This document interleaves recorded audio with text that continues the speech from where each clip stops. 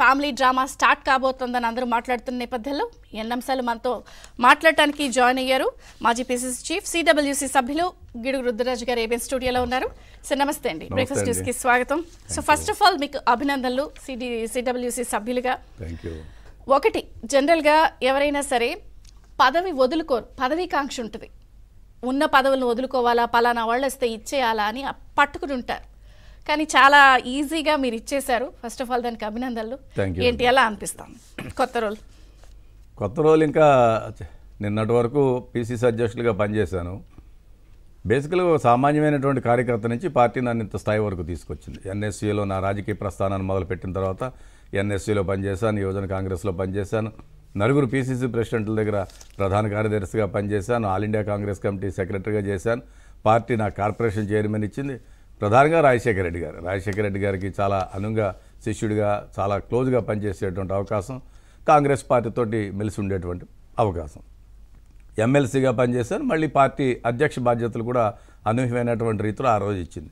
So ఒకసారి ఒక నిర్ణయం జరిగి పార్టీగా అది లబ్ధి చేకూరుతుందంటే as a moral responsibility of the Congress worker, నాకన్నా కూడా పార్టీ ప్రయోజనాలు ముఖ్యమని నేను భావించాను. ఇమీడియట్గా నేను మార్గం సుగమం చేయడం కోసం ఆవిడ పిసిసి అధ్యక్షులు అయితే డెఫినెట్గా ఆంధ్రప్రదేశ్లో కాంగ్రెస్ కమిటీకి అడ్వాంటేజ్ ఉంటుంది. నేను హైకమాండ్తో డిస్కషన్ చేసినప్పుడు కూడా చెప్పాను. రాజశేఖర రెడ్డి గారి తనయ్యగా వారికి ఉండేటువంటి ఇమేజ్ కానీ, వారికి ఉన్నటువంటి రాజశేఖర రెడ్డి గారి చిట్ట చివరి కోరిక, అప్పుడు నేను ఎమ్మెల్సీగా ఉన్నాను, పిసిసి జనరల్ సెక్రటరీగా ఉన్నాను. వారు గాంధీ భవన్లో మాట్లాడినప్పుడు ఏం చెప్పారంటే, ఈ దేశానికి రాహుల్ గాంధీ గారిని ప్రధానమంత్రి చేయాలి అని అన్నారు.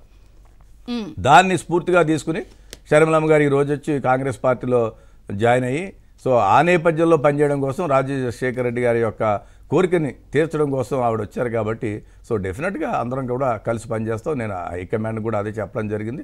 So within no time ఆవిడ జాయిన్ అయిన రోజున కూడా నేను ఐ వాజ్ ఆన్ రికార్డ్, ఢిల్లీలో మాట్లాడినటువంటి మీడియా ముందు చెప్పాను. So what ever decision party takes I will abide by that. ముందుగానే అన్నారు మీరు ఆవిడ వస్తే నేను ఇచ్చేస్తాను అని.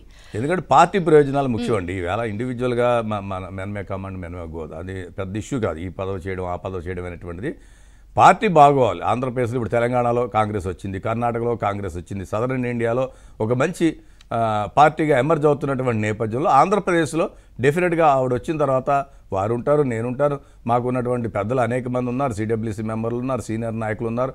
వాళ్ళందరి యొక్క సయోధ్యతోటి, ఎందుకంటే పార్టీ నడపడం అనేటువంటిది ఇట్స్ ఏ టీమ్ వర్క్, అందరూ కలిసి పని. కరెక్టే. ఇప్పుడు ఎప్పుడైతే ఒక మీ పార్టీ పతనం కోసం ఆయన వైసీపీ పెట్టారు, జగన్ గారు ఇప్పుడు అధికార పార్టీ ఏదైతే ఆంధ్రప్రదేశ్లో ఉందో అసలు మీ పార్టీ పతనం కోసమే పెట్టారు.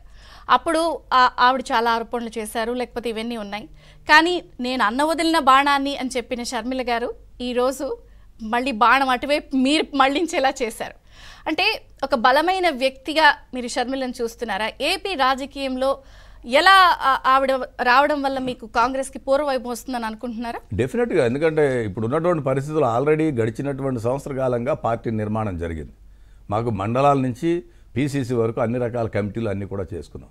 ఒక స్టార్ క్యాంపెయినర్ లాగా ఫేస్ వాల్యూ ఉన్నటువంటి వ్యక్తిగా రాజశేఖర రెడ్డి గారు తన డెఫినెట్గా చాలా ఎక్కువ ఇమేజ్ ఉంటుంది. ఎందుకంటే నేను ఒక కార్యకర్తని, నా రెస్పాన్సిబిలిటీ, నా ఇమేజ్ వేరు, ఆవిడ వచ్చినటువంటి నేపథ్యం వేరు, వారి కుటుంబం, వారి నాన్నగారు, వారి త్యాగం, వారు చేసినటువంటి డెవలప్మెంట్లు. ఎందుకంటే రాజశేఖర రెడ్డి గారు ఎప్పుడు కూడా కాంగ్రెస్కి చాలా కట్టుబడినటువంటి వ్యక్తుడు. ఆయన 2 సార్లు ముఖ్యమంత్రిగా చేశారు, సిఎల్పి లీడర్గా చేశారు, పలు పర్యాయాలు ఎంపీగా చేశారు.